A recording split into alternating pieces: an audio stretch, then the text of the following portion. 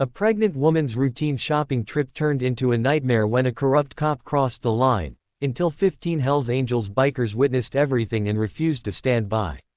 In the scorching summer heat of Ridge View, Maria Delgado, 7 months pregnant, stepped out of the gas and go with a small bag, milk, prenatal vitamins, and a banana. Mrs.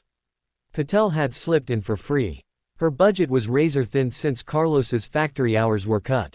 As she walked to her car, Officer James Mercer leaned against his cruiser, watching her. Maria kept her eyes down, but her keys slipped from sweaty fingers and clattered to the pavement. Mercer approached, picked them up, and dangled them out of reach. "Need help?" His tone was falsely friendly. "Thank you, officer. May I have them?" He twirled the keys. In a rush. "Where you from? You don't sound local." "I've lived here 5 years. Maple Street apartment with my husband." "ID. Now." "Why?" "I just shopped. Here's my receipt." His face darkened. "Because I said so." A wedding photo slipped from her purse and fell. Mercer's boot stepped on it, smudging Carlos's face. "I'm just buying milk and vitamins," Maria said, voice trembling. "I haven't done anything wrong." "You questioning me?" His hand hovered near his holster. Mrs. Patel watched from the store window, phone in hand. Maria felt the baby kick hard. "Please, I need to get home. My husband will worry." Mercer smirked. "Your husband? He got papers. Maybe I visit him too." Maria paled. Carlos's work permit renewal was stuck in bureaucracy. When she reached for her keys, Mercer grabbed her wrist, fingers digging in. "When I say we're done, we're done. You're hurting me." The open-handed slap cracked across her face like a gunshot. Maria stumbled, one hand to her stinging cheek, the other shielding her belly. Blood trickled from her split lip. "Don't tell me what I'm doing," Mercer growled. Then came the deep rumble. 15 motorcycles rolled into the gas station across the street. Hells Angels patches gleamed on leather vests. Engines cut. Silence fell heavy. 15 pairs of eyes locked on the scene. The pregnant woman with a fresh handprint on her face, the officer with his hand still raised. Mercer's expression flickered, uncertainty. The bikers dismounted and crossed the street in a tight group. Mrs. Patel rushed to Maria's side. "You okay, ma'am?" asked the largest biker, helmet off. Weathered face, gray beard, bones, on his vest. Voice surprisingly gentle. Mercer stepped forward. "Police business. Back off." Bones didn't budge. "Looked like assault on a pregnant woman from where I stood." He glanced back. "Duke, still recording." A younger biker held up his phone. "Got it all, from the moment he touched her." More phones appeared. Mrs. Patel's, other bikers, a teenagers. People gathered, laundromat couple, gas attendant, passing drivers. Soon 20 witnesses. "That pregnant lady need medical attention," Bones asked calmly. Mercer snarled, "Disperse or face arrest, all of you." "For what?" "Filming. Helping an injured woman." Another biker shot back. Knuckles red. "Medic." He knelt by Maria. "Ex-paramedic. Let me check your blood pressure, stress is bad for the baby."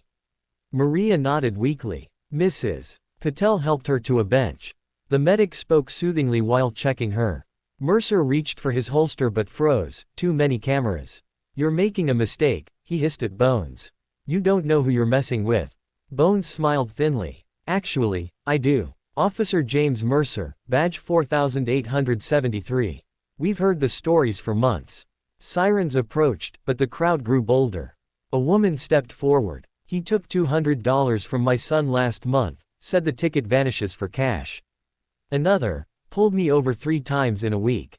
Nothing wrong with my driving. Threatened immigration on my brother when he reported his stolen bike." One by one, years of silenced complaints poured out. Mercer's face drained of color. 2 squad cars arrived. Officers stepped out, stunned by the scene.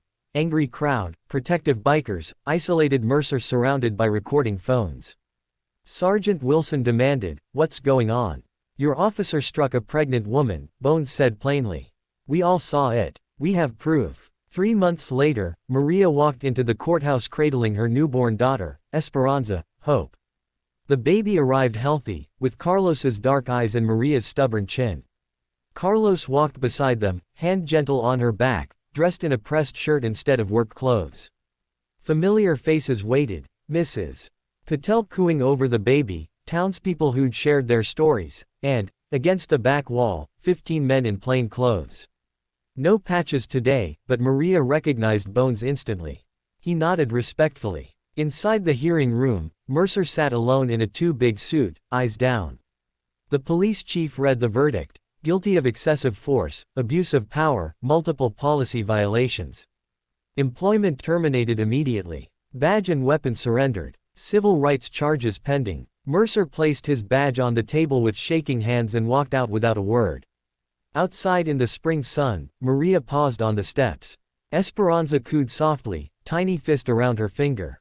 Bones approached slowly. Mrs. Delgado. He held a small stuffed bear with a pink ribbon. For your little one, and to see how you're doing. Maria smiled, accepting it. We're okay now. Thank you, for stopping, watching, speaking up.